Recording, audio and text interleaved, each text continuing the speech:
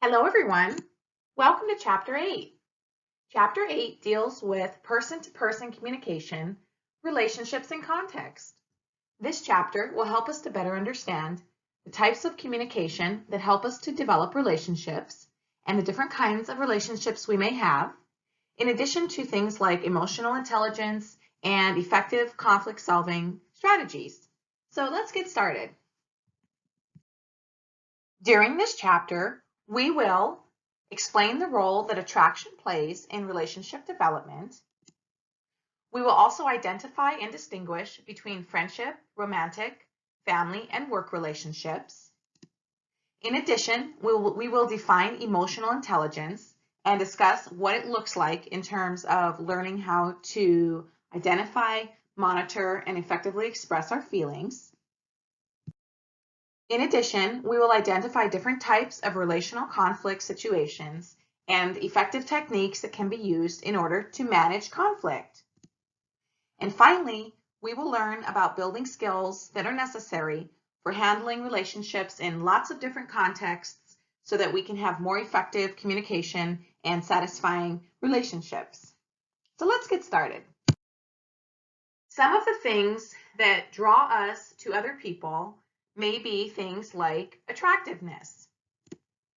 When we think about attractiveness, we can think about it in terms of finding a person attractive, perhaps romantically, but in friendship situations that are not romantic, we might find the person's popularity or their ability to be a good public speaker or the way that they dress or the different groups that they're affiliated with. Those might be different things that we find attractive. We may also find somebody's intelligence to be attractive. So these are all different things that might draw us to other people. Another factor that influences whether we build or develop relationships with people is proximity. Proximity deals with the level of closeness that we share in a day-to-day relationship with the people that we might meet. So obviously people that live in the same town as you, or on the same block as you, or even next door to you, or people who go to the same school as you and take the same classes as you and sit close to you in those classes, these are people that we are more likely to develop and sustain relationships with. This makes common sense, right? Because it's very difficult for us to establish relationships with people that are not in our physical proximity of interactions. Another reason that we choose to build relationships with people is because of this idea of reinforcement. And reinforcement deals with the types of rewards that we might get from interacting with a certain person. So different types of rewards may take the shape of, for example, maybe somebody is a really positive communicator to you and they have a lot of praise that they give to you when you're interacting, or maybe they admire you for things that you're doing, or maybe they just tend to be really funny, and so when you interact with them, you enjoy laughing and having a good time and things like that. These are all different ways that the people that we choose to interact with can reinforce positive feelings about ourselves. Now, on the other hand, when we hang out with people who are negative or judgmental, or they oppose us or they compete with us, that does not reinforce a positive feeling about ourselves. And so these are some of the reasons why we are drawn to some people versus others. We can also look at the similarity principle. And similarity is really something that tends to draw us to other people. We tend to be attracted to people whose attitudes and interests are similar to our own. We also tend to be attracted to develop friendships or relationships with people who have similar likes and similar dislikes, right? We like to do the same things in life, maybe a similar lifestyle, right? These are all things that tend to cause us to feel like we have something in common with people. And it also validates us because when we meet people that we like that are like us, then it reinforces who we are as people and the way that we live our lives. It's also important to acknowledge the fact that Relationships form in large part due to personality complementarity. What this means is that we tend to be attracted to people who are different than us in certain ways. Now, I'm not saying that you're going to be wanting to form relationships with people that you have nothing in common with, but there is something about feeling like there is a balance that is achieved, for example, when we get to know somebody who has certain characteristics that perhaps we haven't developed as much or that we would like to learn to develop. So, for example, some of us tend to be more extroverted in our communication, and extroverts tend to be those people who like to interact with a lot of different people. They tend to be outgoing, more talkative, right? They tend to share more of themselves. They also tend to be energized by interactions with other people, right? So these kinds of folks are in comparison to people who are more introverts. And introverts are the people who prefer the privacy and company of their own thoughts over being around a lot of people or having a lot of interactions. Introverts tend to process things more internally within their own minds rather than discussing things externally with other people as a way of processing information. And introverts actually tend to be energized and rejuvenated by time alone with themselves in comparison to extroverts. So you may find that the relationship that you end up developing in terms of your long-term romantic relationship may be with someone who has a complementing strength, or they're complementing your personality, right? So you may be an extrovert and perhaps your partner may end up being an introvert. And in that way, you are able to complement each other in terms of the day-to-day interactions. And there's something about being around someone who's different than us that is exciting and kind of, makes for a more interesting interaction. So this can also play out in friendships as well. So these are several things that might influence our desire to get to know people and form relationships with them.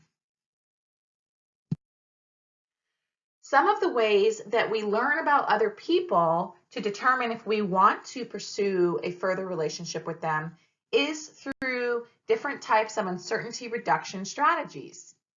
These strategies are based on a theory called the uncertainty reduction theory, which allows us to understand how people reduce feelings of not knowing what to expect about various people or situations. This theory also applies to intercultural situations where people are trying to learn about a new culture or a new environment. So, according to the theory, we may engage in passive strategies to try to learn about other people at the beginning of relationship stages. Passive strategies would include things like observing the other person while he or she is doing some kind of an activity. This also includes observing them as they interact with other people. And in doing this, we can tell things about a person's personality, about whether they are pleasant or not, and whether they seem like someone that we may want to get to know in more depth. Another strategy that we might use to learn about other people is the interactive strategy. The interactive strategy is where we basically interact directly with somebody, and in doing this, we might ask them some questions or try to engage in small talk with questions so that we can learn about various aspects of their values or their lifestyle and their personality. In comparison, the active strategy of seeking information deals with when we learn about other people through a third party. So this would be a situation where, for example, we might ask somebody who knows the person that we're interested in if they know about that person. The other thing we might do is we might set up a situation where we could have someone else observe us as we talk to the other person, right? And in doing these various types of communication exercises with people, we can learn a lot about them and we can see how we interact with them to determine if we have enough in common in terms of similarity, if there's an attractiveness there, if we have proximity factors that are playing into the relationship, and other things like complementing factors that we discussed on a previous slide, which can lead us to want to build relationships with people. So in the course of our life, we all will have relationships with people that are related to us by blood or by marriage, right? In the case of family. We may also have relationships with people who are friendships. And friendships sometimes might start when we're very young and they may continue throughout our adult life. Other times we might meet people when we're adults and we may be friends for a long time. Or sometimes we just have friends that are more casual, such as people that we know from school or in classes, or maybe people we know at work. And so these different kinds of relationships, of course, shape the way that communication plays out. In general, family and friend relationships tend to enjoy, I would say, a closer type of sharing than more professional or work relationships. But obviously, romantic, intimate relationships represent the closest kind of relationship that people may develop. And when we have a romance with someone, we start out as strangers, right? And then we engage in some of these information-seeking activities that we talked about a second ago, uncertainty reduction, and we build a relationship together, right? And the thing that's interesting about romantic relationships is that they do tend to lead to situations where there's a commitment in the relationship. There's usually passion in romantic relationships, and there's also intimacy in relationships, which is defined as emotional or physical closeness in the relationship, right? So the other thing that's really important about romance is having a lot of trust. And this is why they say that trust is the foundation of any good marriage. So romance is also a situation, even just friendships and also family relationships, where sometimes things might be difficult, right? And so when we are rejected by someone that we have romantic feelings towards, that can be very hurtful for us and challenging. Obviously, if you've ever been rejected by friends that you've had, that is something that can definitely affect how we feel about ourselves.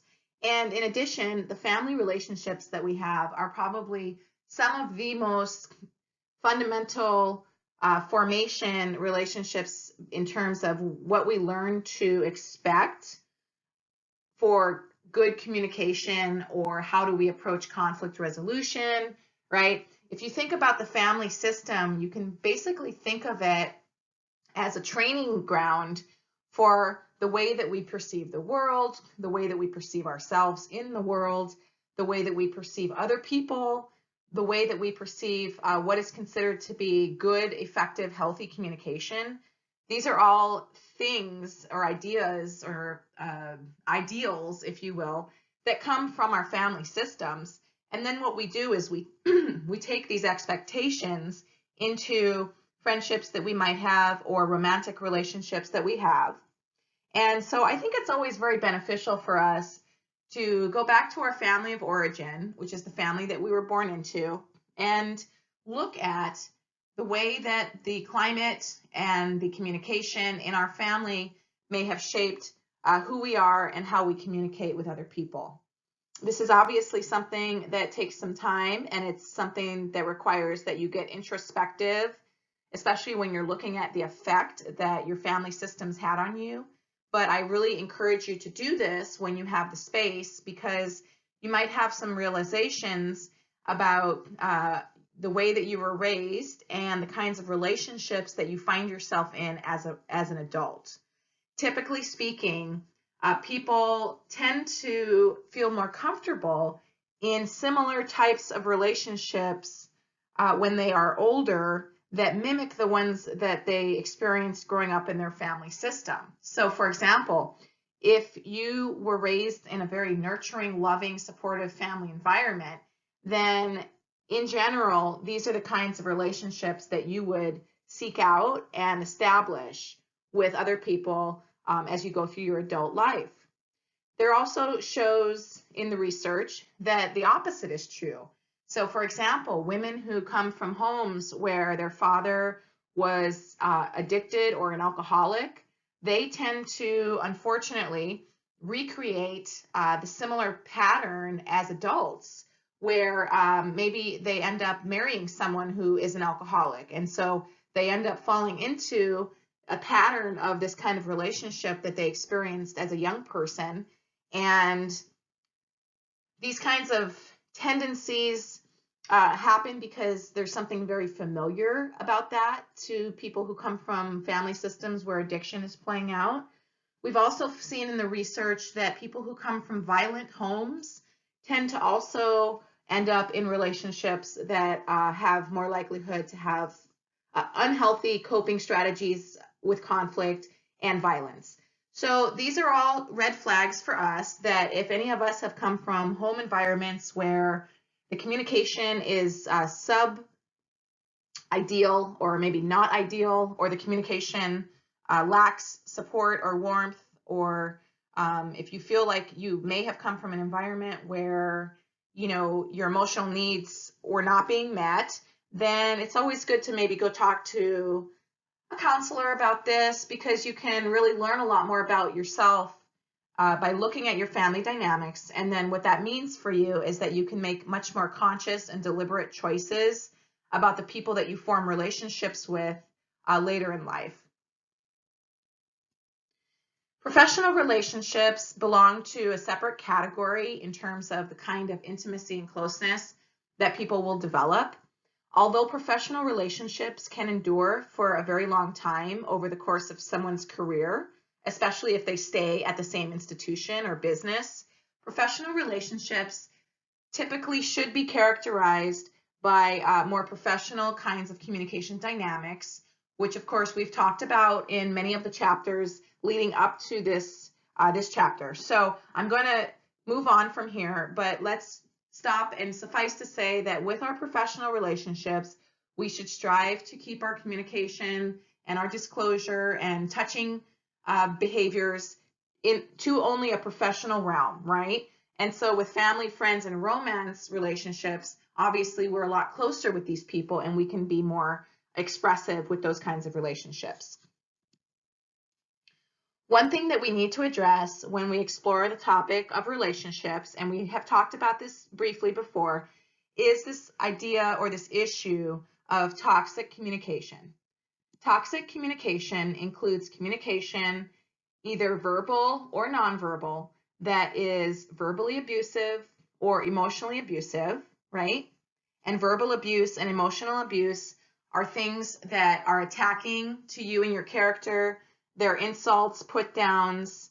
There's a lot of different ways that people can emotionally abuse you. They can call you names. They can, say things like, oh, well, you'll never find someone who will love you again, if you leave me. Or they might ignore you. Like if you have someone in your life that routinely cuts you off or ignores you or gives you the silent treatment when you do something that they don't like, that is a good example of emotional abuse, okay? So we want to be conscious of what these things include, because we don't want to approve of people mistreating us and allow it to continue if it's happening. Similarly, we do not want to be people who are verbally abusing or emotionally abusing the people in our life. In addition, physical aggression and sexual aggression is included in the issue of toxic communication. I've discussed this briefly in previous chapters, and physical abuse and sexual abuse or aggression is never an acceptable response to a conflict or to an issue. If you start to see verbal, emotional abuse and physical or sexual aggression playing out in any of your relationships, it is definitely time for you to take a step back, go talk to a professional counselor about what you're experiencing, and get some support with either helping the person get into some kind of counseling so that they can overcome this issue, or getting away from that person so that you are not mistreated and abused. And of course, the most terrible form of toxic communication is violence or the threat of violence. And like all of the other toxic communication tendencies or issues. If you are experiencing violence in a relationship, this is very unhealthy. It's unhealthy for you, it's unhealthy for your children. If you are the one that is being violent in a relationship, it is not considered to be acceptable behavior. It is abusive. And as responsible communicators, we do not want to treat people who we care about in these toxic ways. And we also want to make sure that we protect ourselves from toxic communication.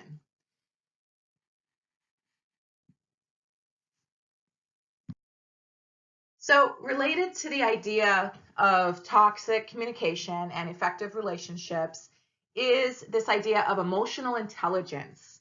And I have discussed this issue before in our course. However, let's talk about it again.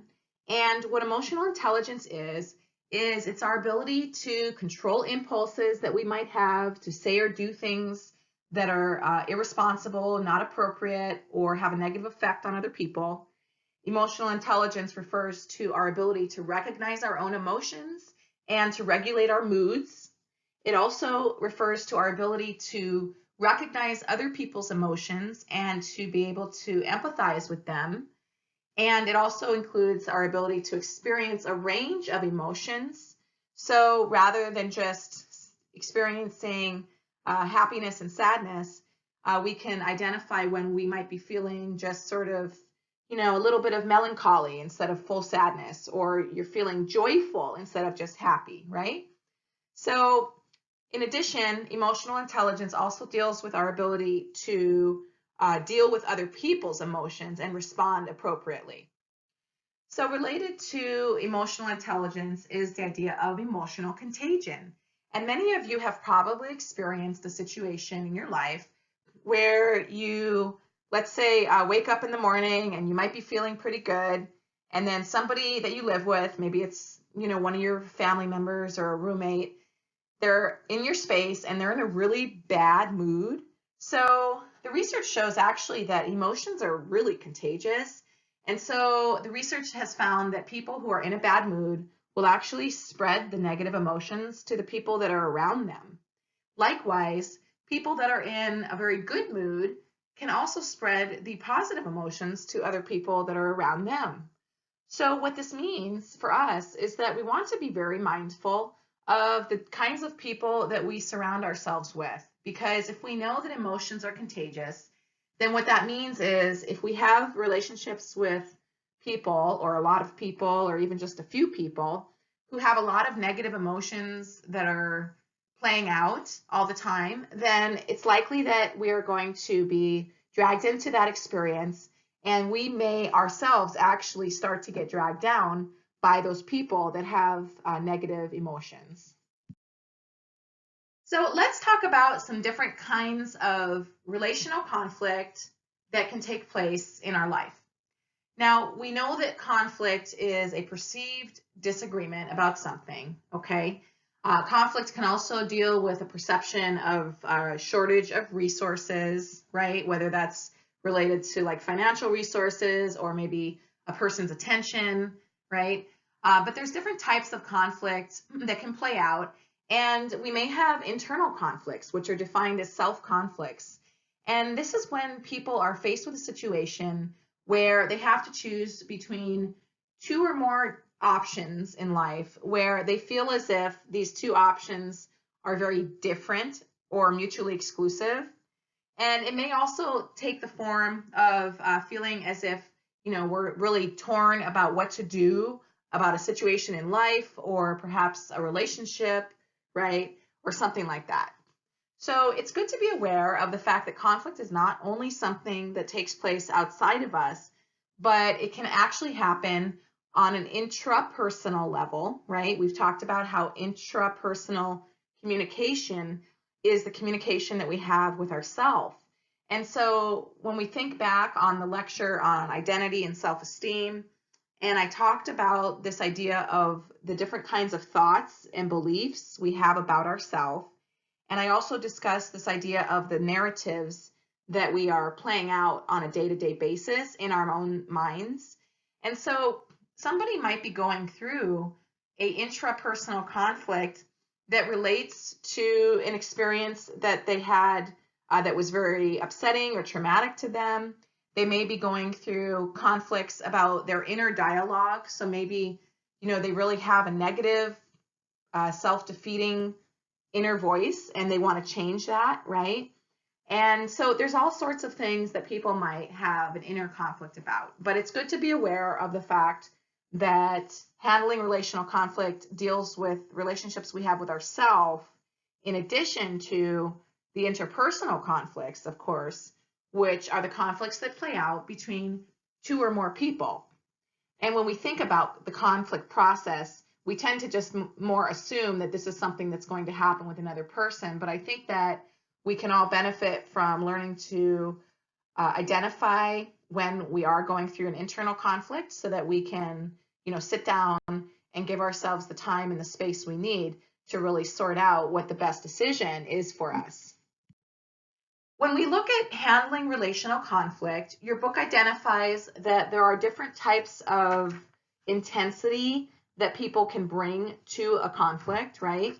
And when we look at the idea of intensity, right, then we're looking at things like the level of emotion that people are conveying.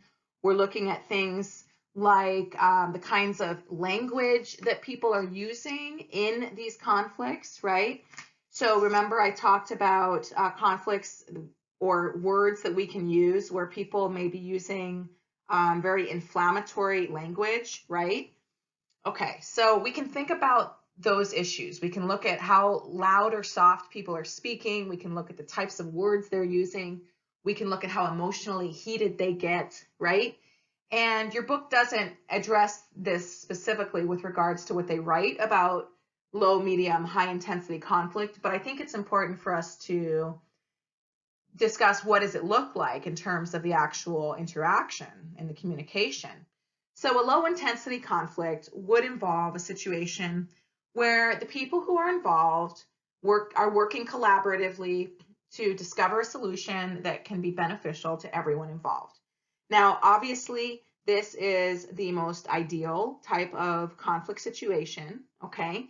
And if we have control over our behavior, so if we have emotional intelligence, which allows us to control our emotions and to be able to identify what other people need based on what they say or what they're doing, right? Then we are able to engage more mindfully in a low intensity conflict. So low intensity conflicts tend to be probably more ideal in terms of overall experience for the people involved and the goal outcome. We can also look at the medium intensity conflict, and this is where people may share more emotions about how they're feeling. They may engage in, maybe more volume. Maybe some of their word choices are a little bit, inflammatory, but not totally irresponsible. And in the medium intensity conflict, each person feels committed to win, but winning the conflict is seen as sufficient, right? So that person may really want to win a conversation or an argument, but they don't feel as if in order to win, they have to destroy the other person, right? It's basically based on that topic or that issue that they feel strongly about. So this is interesting to think about situations we've been in where we have been very committed to win, but we have maintained a responsible attitude towards the people that we are relating to, right? And this is something we always want to be thinking about in any kind of conversation or relationship that we're having. We need to be mindful to behave in ways where we are giving people respect and dignity, even if we disagree with what they have said and done. In comparison, the high intensity conflict is basically where people either intend to hurt another person or they unintentionally hurt another person because they are lacking in social awareness, emotional intelligence, or coping skills for conflict, right? So high intensity conflicts are characterized by more violence or volatile emotions, more inflammatory language, more insults, These are obviously the least ideal conflict situations, and if you find yourself in a lot of high intensity conflicts, then I would advise that you go and talk to someone about this and see what kinds of modifications would be available to you so that you could try to establish more calm, responsible communication in your day-to-day relationships. Now, it's worth pointing out before we move on that the way that we perceive and experience conflict is very dependent on the community and the family system that we come from. So one person who comes from a family system that has low intensity conflict will perceive that that is normal, whereas somebody who comes from a family where there is high intensity conflict will perceive that that is a normal way to deal with conflict. And this is why it's a very good thing to talk about people's family histories before you engage in a long-term romantic partnership, because you can ask a lot of good questions and learn a lot about the kind of family environment people came from. And generally speaking, most of us tend to mimic the communication and the relational tendencies that we saw growing up. So you can learn a lot about people's tendencies, their attitudes towards conflict and towards people in general. And you can make really informed decisions before you get too emotionally involved in a relationship. Now, sometimes people may find themselves in what is called a pseudo-conflict. A pseudo-conflict is basically the mistaken belief that people in a conflict might have that two or more goals cannot be achieved at the same time or simultaneously, right? And this is something that I think is worth paying attention to, because sometimes we get so fixed on, having the outcome that we have decided we want to have that we might blind ourselves or close our mind out or close our mind off to very valid and compromising solutions that might allow us to get what we want and also allow other people to have the outcome that they want. So this is why I always say, we should try to keep an open mind, seek to understand rather than judging. And in this way, we can really work through conflicts much more effectively. Now, people may have conflicts about things that are called content conflicts. And this basically just deals with conflicts that relate to certain facts as they may exist or not exist. This is kind of the lowest level of a conflict, if you will, right? It's sort of at the bottom of the list. It's based on, well, did this actually happen or not, right? Now, some people might really get into a big conflict about, well, you're not telling the story correctly and you're leaving out all this information to make yourself look good or whatever. But I think it's the most simple kind of conflict because it deals basically with facts. Now, a more complex type of a conflict deals with disagreements about values or value-based issues. So value conflicts deal with things like the way that the world ought to be or the way that people should behave in the world, right? These things tend to cause more conflicts because oftentimes values tend to be very deeply held. So our values are often developed by our upbringing, and even at the age of 20, right? Many of us have very strong values based on how we've been socialized and the way and our experiences, and this is the way that we see the world. So coming into conflict with people who have a totally different value system than us can be very challenging, especially in trying to reach an agreement or a compromise when you do face a conflict about values. We may also deal with conflicts that might be ego-based, and ego-based conflicts happen when people believe that winning an argument or winning a war or winning some kind of a conflict is tied to their self-worth, their prestige, or their competence, okay? So sometimes people may continue to argue something even when they have been presented with facts that contradict what they said, right? They might continue to argue that they're right even when you tell them or show them that they are incorrect about something, right? So it's always good to be aware of these tendencies. It's also good to be able to identify when you go into a conflict. Is this a conflict about content? Is this a conflict about values? Or maybe the conflict may be about something else that your book doesn't mention. So people can have conflicts about things related to resources, which I mentioned earlier, right? Are there enough resources to go around for all of us? And what the research shows is that when people perceive that resources are scarce, they tend to have more intergroup conflicts, like, you know, social uprisings and different groups having civil wars and things like that. There's more conflict when people view resources as not available, which is not surprising, right? But you can also think about resources in terms of a family environment. So let's say there's only two parents or even just one parent in the house, and you have three kids. These children are constantly, you know, dealing with possible conflicts that may emerge based on actual resources in the house, right? Like clothing, school supplies, food, right? Things like that. Or they might be dealing with resource issues related to time of the parent or parents that are there, right? Having the time and the affection and the support of their parents. Like those are all different types of conflicts that people and family systems might go through. So these are some different ways to think about conflict, which hopefully will assist us as we move forward in this chapter. So in terms of effectively handling conflict, there are several poor conflict management strategies that we want to work very hard to avoid.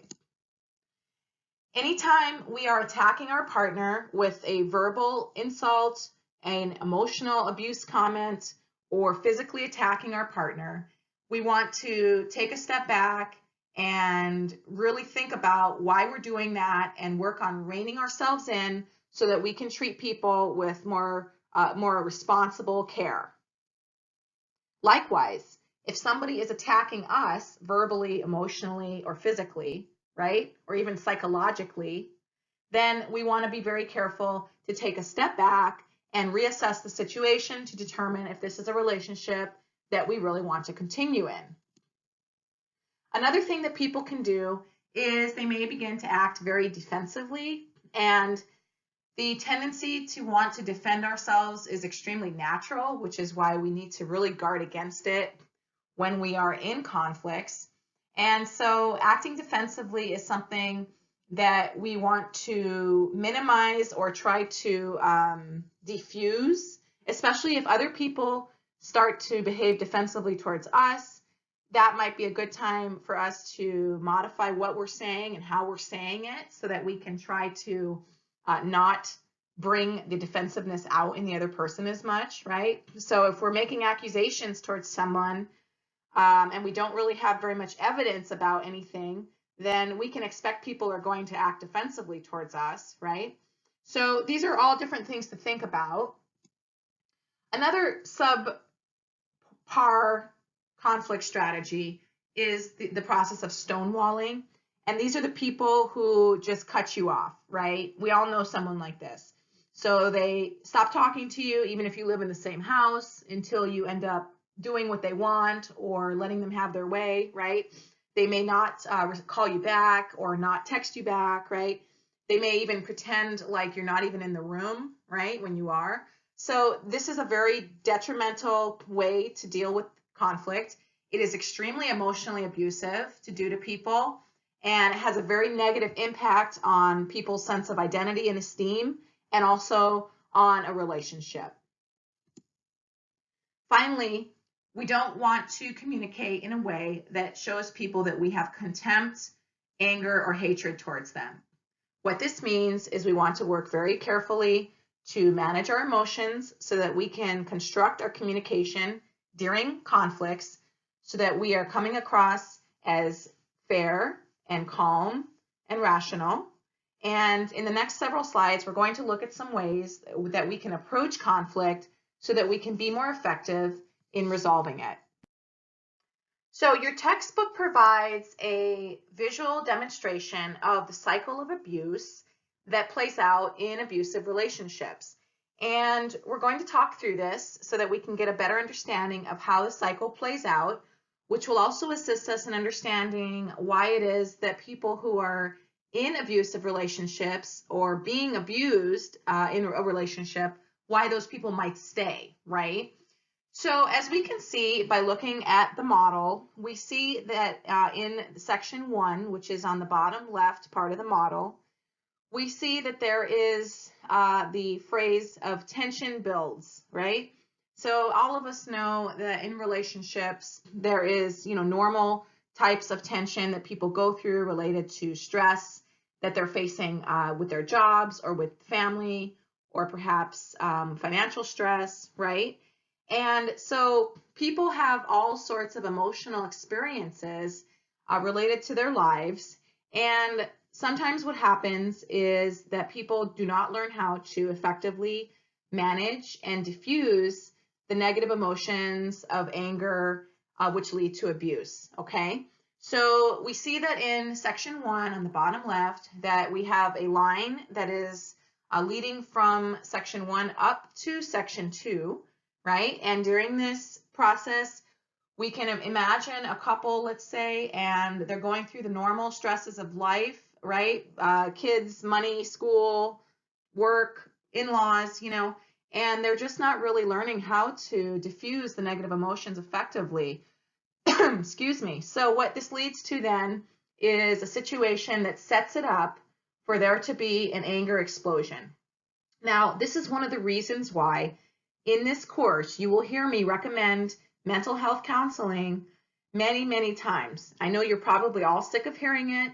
However, it is my job as a responsible educator to give you folks an option for resolving abusive or unhealthy patterns that we pick up through counseling. Okay, a lot of people don't even know that counseling can help us resolve these issues that we picked up in many cases by no fault of our own. Okay, so people who come from home environments where they are mistreated are more likely to become people who are abusers later in life. We know this from the research.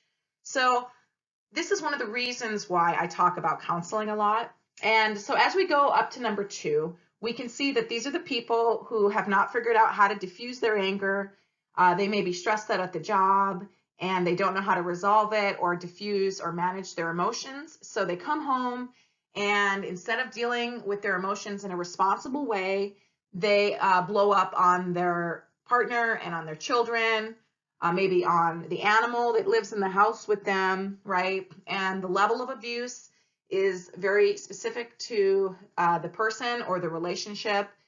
There's psychological and emotional abuse that can happen without ever having someone touch you physically, right?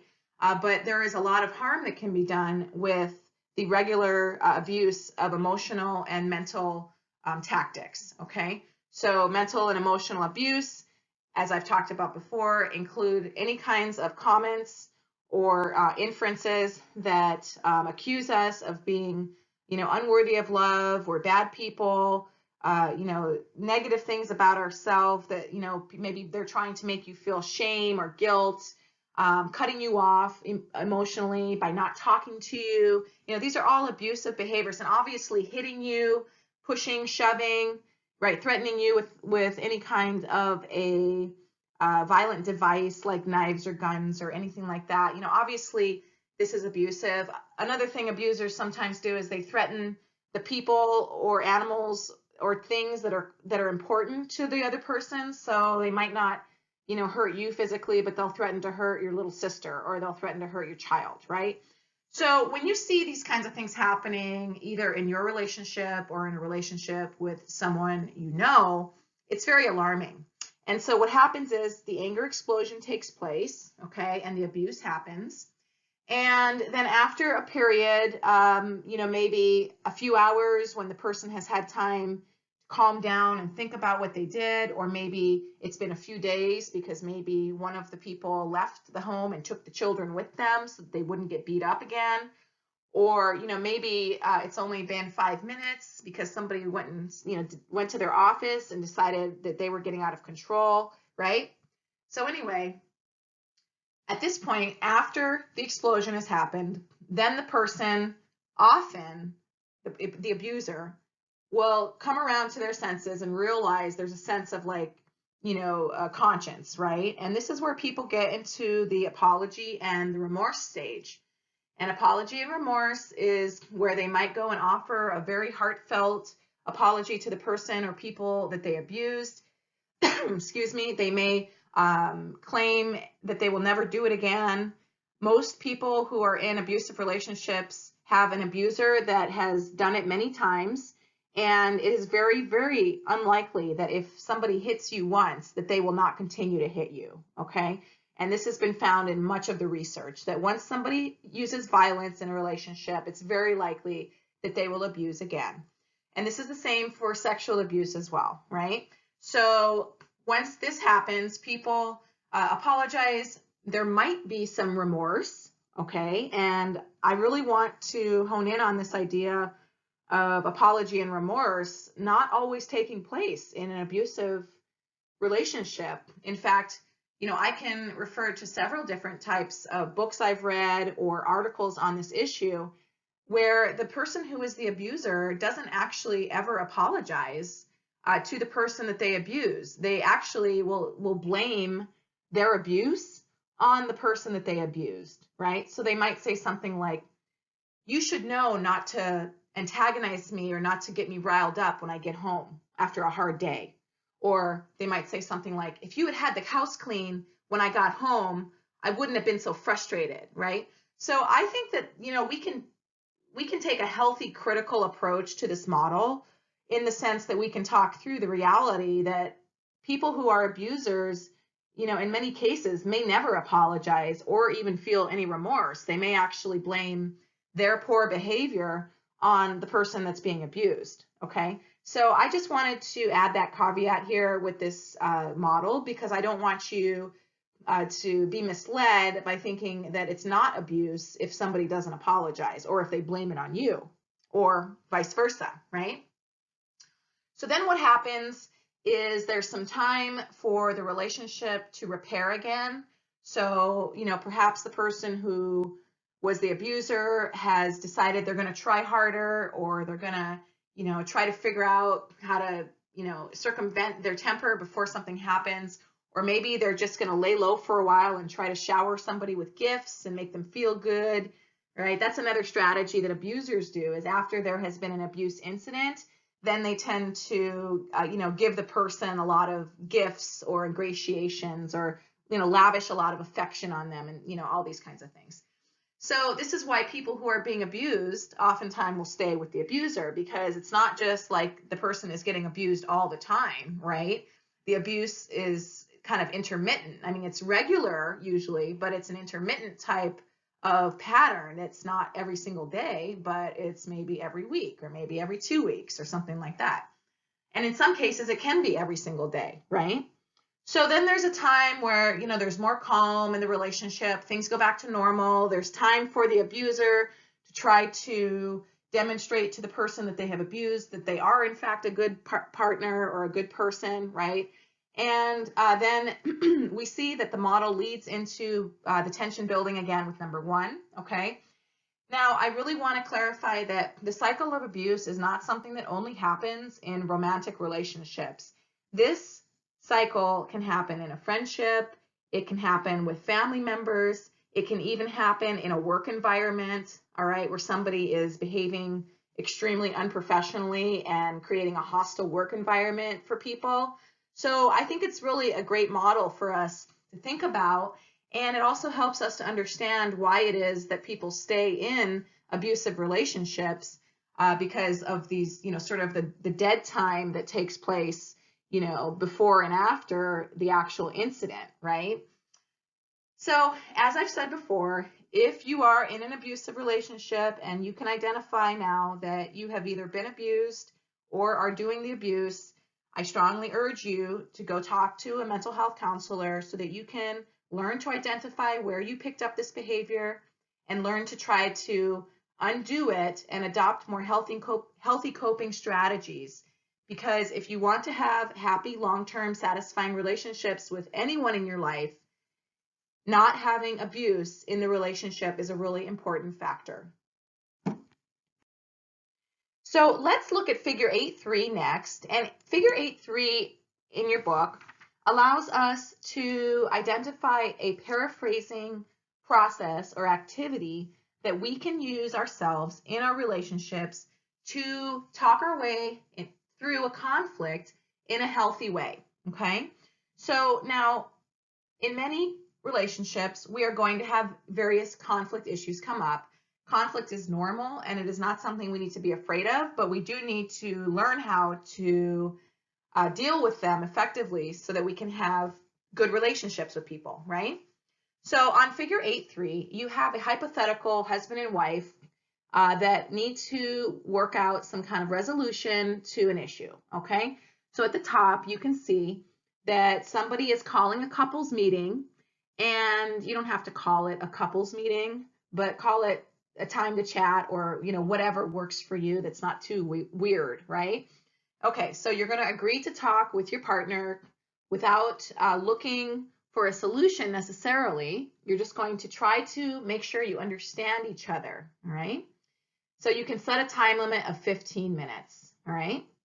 You can flip the coin to see who speaks first, and there needs to be a pre-established rule that only one person will speak at a time, okay? There also should be an agreement set up prior to the conversation that if anyone gets upset in the conversation, that you can call a timeout and revisit the issue later on so that we do not spiral into negative conflict communication, okay? So you flip a coin, you see who speaks first, and let's start with the wife. She won the coin toss, okay?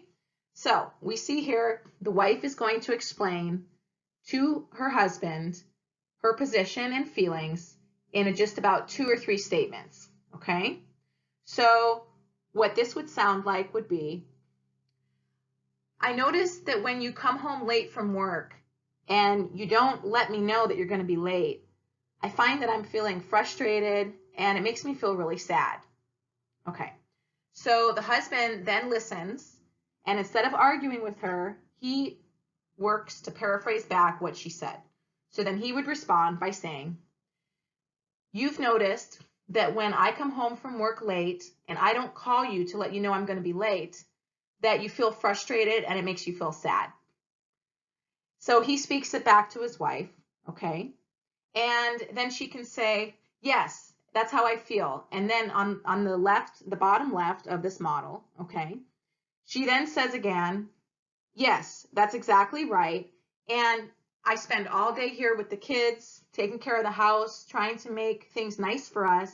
And I just feel like I would really feel better if I could get more consideration from you, so that I can make sure that dinner doesn't overcook or that it's not cold when you get home or whatever.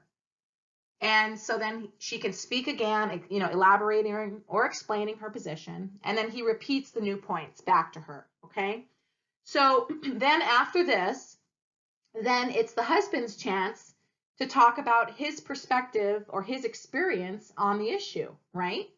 And after you've done this, okay, then according to this model, at the very least, you should have been able to reach a common understanding about the other person's experiences and needs.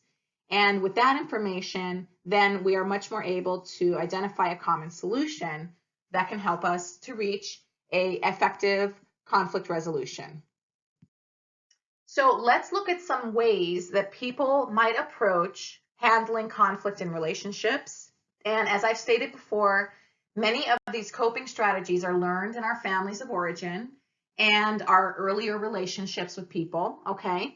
So non-assertiveness is the tendency to not display your thoughts or your feelings. Non-assertive people also tend to not ask for what they want or need in a relationship, right? They tend to let other people kind of take the lead, so to speak, right, in the conversation and maybe in the outcome.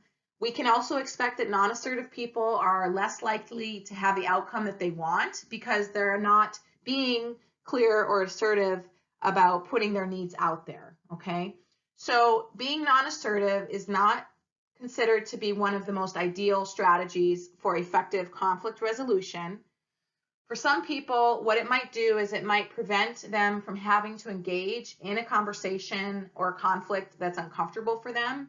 However, over the course of the long term, consistently being not assertive can actually contribute to people feeling that they're not getting their needs met in relationships. People may also start to feel passive aggressive towards other people because they are not being assertive about asking for what they need. So their feelings might start coming out in other ways, right? Like little subtle comments or nonverbal digs or nonverbal dismissing behaviors, things like that. So in general, being non-assertive is not the most ideal, but we also have to acknowledge that people bring their culture and their gender norms into relationships. And so for some people that were raised in environments where their cultures really disapproved of conflict, these people may be likely to not be assertive about what their needs are. However, it is still worth mentioning that the most ideal way to get our needs met and to have satisfying long-term happy relationships is to try to be assertive about what we need so that we can reach a compromise with the people that we care about. Now, I would always recommend that you pick your battles, right? So you might just make sure that you are assertive about the things that are really important to you, right? And if something is not that important to you, then you can let somebody else have their way on it, right? You don't have to be super assertive about every single conversation that you ever have. But I think it's really good to be aware of this tendency. Some people are really conflict avoidant, and that can also cause them to be non-assertive. So you can ask yourself, where do you fall on this list? Assertiveness implies that people are able and willing to express their thoughts and feelings while also displaying respect for the thoughts and feelings of other people, okay? So these are the people that are able to engage in conflicts and conversations about difficult topics, and they are able to express their thoughts in a way that is kind and caring, which means that we are not attacking people, we're not stonewalling them, right? We're not labeling them or calling them names, things like that, right? And in expressing what we need, we also seek to understand what other people need from us, because we know that the best relationships are the ones where everyone's needs are being met, right?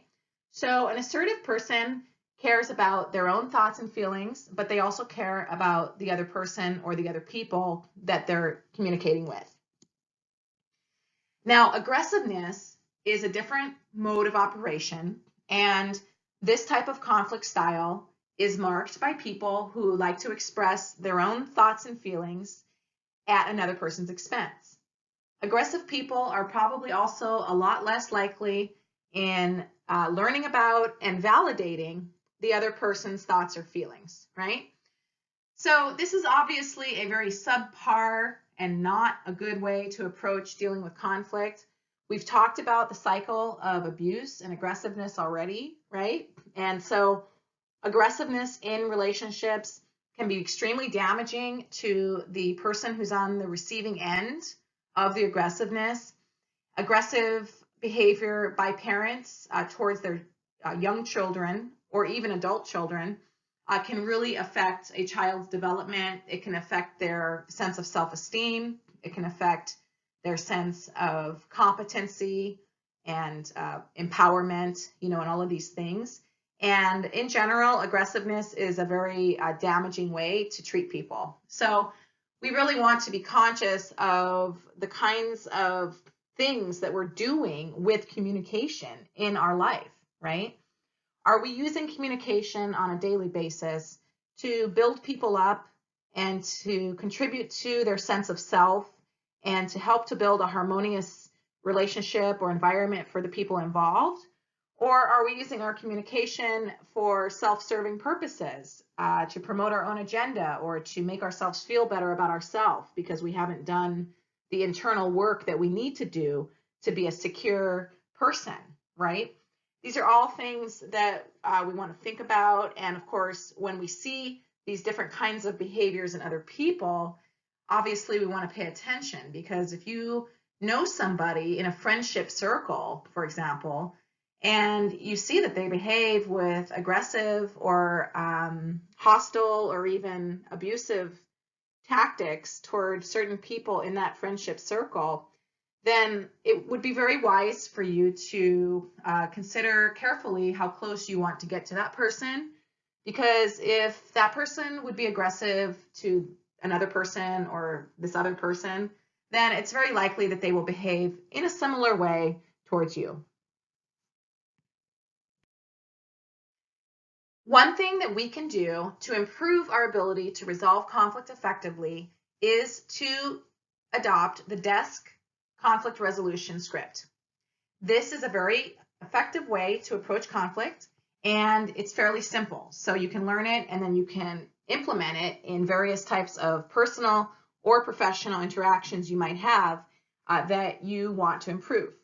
So let's start with describing, okay? At this point in the D section, describe, we are going to be very specific and objective about the specific behavior that we do not like that we want to change. So I'm going to go back to the previous example that I gave you about a husband and a wife, and the wife has been home all day taking care of the house and the kids, and her husband is late from work again, and he does not take the time to call her to inform her of that, right? So let's say she's going to use this conflict approach. So if she was describing her feelings or describing the situation, she would say to her partner, honey, when you come home from work late and you don't call me first, right? That's the specific and objective behavior that she does not like, okay? All right. Then we go to the express phase, which is she's expressing her feelings and her thoughts about that behavior. So that would sound like, honey, when you come home from work and you don't call me to let me know you're going to be late, it causes me to feel like I'm not important, and it makes me wonder whether you are prioritizing me and the children over your job, okay? So here we have her describing and expressing, right? So now she's going to specify what she wants. She might follow up with, so I would really prefer and so much appreciate if in the future, when you know you're going to be late, if you could just call me so that I can plan for it in terms of the kids with their homework and getting dinner on the table so that we can all enjoy a meal together, okay? All right, so she has specified now what she wants, and now she's going to talk about the consequences that will happen if the husband does not comply with her request, okay? So the consequences could be positive, right? If he does agree to start calling her when he's going to be late. So she could say, and you know, if you could start calling me when you're going to be late, then when you get home, the food won't be cold, and you know, we'll still be eating dinner. We can plan our evening so that we can wait for you to get home and we can all have dinner as a family, which would be really great for us to be able to do every night. Okay, so there's the positive.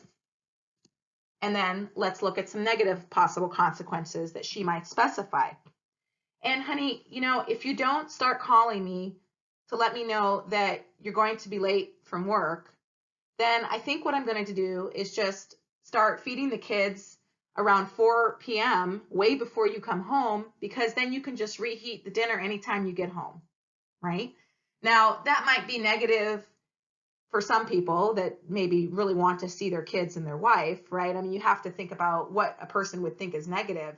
But in this situation, we're going to call it a negative consequence, because if he fails to adopt the behavior that she has very responsibly asked for in this dialogue, then she is sharing with him that she's not even going to bother trying to make sure that they can all have dinner as a family anymore. And she's just going to feed the kids early because that's when they get hungry. And then he won't have dinner with them ever, right? So I think that this is a fairly straightforward approach that any of us can use in many situations that will probably be very effective in helping us to resolve conflict. Now, one thing we need to be careful of when we're using it is that we actually follow the instructions as they're laid out, right?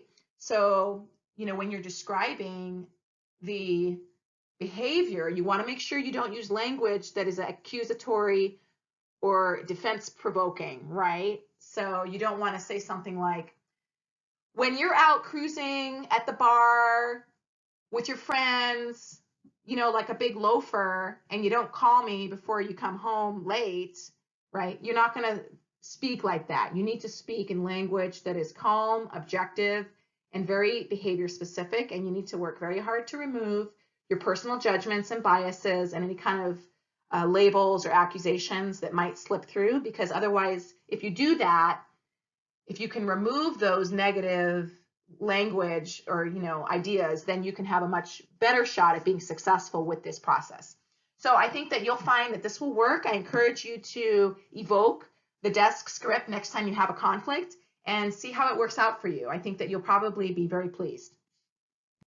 So in conclusion, we have discussed a whole array of different types of situations we might find ourselves in when we're dealing with conflict. So what I would encourage you to do in order to work on improving your conflict management skills from now on is, first of all, I think that we all can continue to work on feelings that we have difficulty expressing or handling, right? And this might even relate to feelings you have a difficulty identifying, right? Some of us have been taught to stuff our feelings for so long that we don't even know what we're feeling when we're feeling it. And this goes back to the idea of emotional intelligence, which includes being able to identify when I'm having an emotion, being able to manage the emotion in a responsible way, and then being able to express that emotion so that I'm treating the people that I am communicating with love and respect. Another thing that we can do is we can check our perceptions. This is a very underdeveloped or underutilized process in conflict resolution. And I think that we can all think back to the diagram with the husband and the wife, where they did a great job paraphrasing what the other person was saying so that they could make sure that they completely understood the issue and the importance of the topic to the other person, right? So rather than assuming that you know everything, it's always better to paraphrase what someone has said to you. And that can also take the form of something like, so what I'm hearing you say is, or so what I hear you saying is this correct? And then it allows people to clarify if perhaps maybe you haven't heard it correctly, or maybe they forgot or didn't mention certain things that are important. So we should always check our perceptions if we are not sure what people are thinking and feeling. Another thing that we can do is we need to work on respecting our own feelings and respecting other people's feelings, right? So this goes back to having self-respect and having respect for other people. And this is something that is extremely important. And sometimes some of us have been taught not to respect our feelings, but to go along with what the needs of our family are, or perhaps the group, right? Other people have been taught to respect their feelings a little bit too much and to impose their will on other people. So, those are two extremes that we want to avoid. And it's always good to cultivate respect for yourself and your feelings, and also work to cultivate the respect for other people, because these are the kind of relationships where people are satisfied and happy, and the relationship is a place of support and love rather than a place that people feel like they're not being appreciated and they're being abused. Be willing to apologize when you make a mistake, and do it. I cannot tell you how important the willingness to apologize is in having a good relationship. Some people have grown up in environments or been taught that you don't have to apologize after a conflict, as long as you just, move on and pretend like everything's fine, and, buy them a nice gift or do something nice for them, and then that's like an apology, okay? But that's incorrect. When you do something that is hurtful, or you make a mistake, or you can see that the effect of your behavior has hurt somebody, we need to be able and willing to apologize for our negative behavior and make a commitment to do better next time. This is extremely important in developing and sustaining long-term, satisfying relationships. being able to be humble with your family, your partner, your friends, and being willing to acknowledge when you make a mistake is something that will help you grow through the issues that you're challenged with, and it will also help you to develop a more genuine, real relationship with other people. Okay? So I encourage you to look at this issue. I know some people are taught not to do this, but I have to strongly advise you that my ability to apologize and my willingness to stay humble in my relationships has really assisted me in being able to have satisfying long-term relationships with the people I care about. Another thing that we can do is learn to practice assertive behaviors, especially when we are in conflicts. So being assertive means that you're willing to share your thoughts and your beliefs and the things that are important to you in a situation. It also means that if people are stepping on your toes or mistreating you, that you are willing to assert yourself to stop the behavior, right? And so this is something that I encourage you to do, and it's something that will also allow you to develop a better sense of who you are as a person. And also, you may find yourself in a situation where you have to be assertive about the way someone is treating another person, right? Because not everyone will stand up for themselves. And so our ability to, stand up to people who might be bullying other people or behaving in ways that are irresponsible, I think that that's something that, we can think about, right? We want to always try to treat people with respect and care. And this is a very important part of being in a good relationship, right? So we want to respect ourselves and we want to respect other people. And this has been something we've talked about throughout this course. So hopefully by now, some of these issues are starting to feel more comfortable for you. And many of you probably are doing a lot right in your relationships already, right? Most of us probably have an area or two maybe that we need to work on, and that's okay. You don't need to expect perfection in order to be happy and in good, satisfying relationships, okay? So thank you for your attention in this chapter. I hope it's been useful for you, and I will talk to you all in the next chapter.